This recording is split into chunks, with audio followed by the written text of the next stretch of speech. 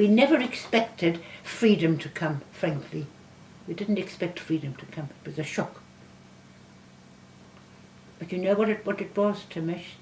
It was the international work.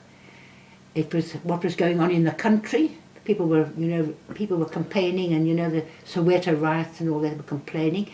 And what about the banks? We got the banks to stop lending money to South Africa.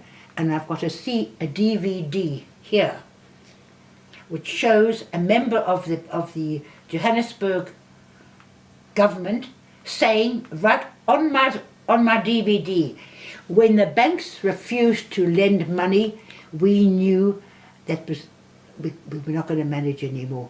Chase Manhattan was the first bank in America to stop lending money. It was a small fry bank, Timish.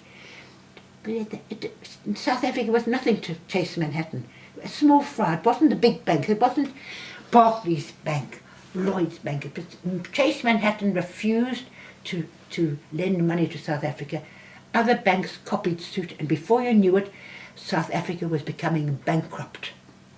It had no money. It had to negotiate. De Klerk had to negotiate. So it wasn't just the banks, it was the banks, the international movement, what was happening in the country. All those things contributed to the end of apartheid. That happened. We couldn't believe it. We could not believe it. History wasn't it? How many organizations can you say you're a member of an organization for 30 years, you fight for freedom and you get it?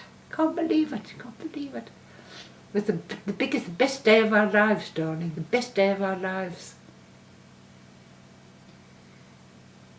And Vella, he hated demonstration. I'm a foot soldier, I'm a person that goes on the street. I demonstrate. I demonstrate. I go on the street with my posters. Vella never liked. What did Vella do? I'll tell you what he did. You want a report for the United Nations tomorrow morning, 8 o'clock, Vella, and who do you think will do it? It'll be on your desk the next morning at 8 o'clock, a memorandum to the United Nations about the sanctions, because he was an economist, he knew what he was talking about. Dorothy Robinson told me Vella was the brains, Patsy. He was the brains. Anything that had to be done, it doesn't matter, you don't like marching. I'm marching, you can do the writing. whatever. That's what we did. I do the marching and you do the writing. Between us both.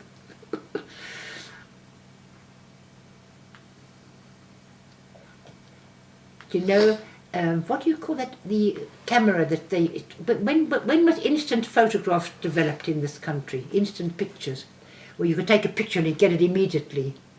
Who was the company? Polaroid. Polaroid employed people in South Africa. So we sent somebody from Polaroid to America to tell the Americans, for goodness sake, close Polaroid down. Polaroid, or they're doing pictures of the stopping a man in the street and arresting him because he hasn't got a pass.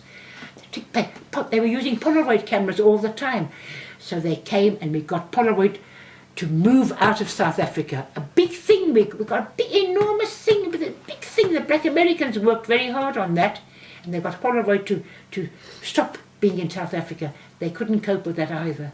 So a lot of things we did that managed to stop them doing a lot of things. Hard work, but it was done. And at one point, it's not enough to have boycott.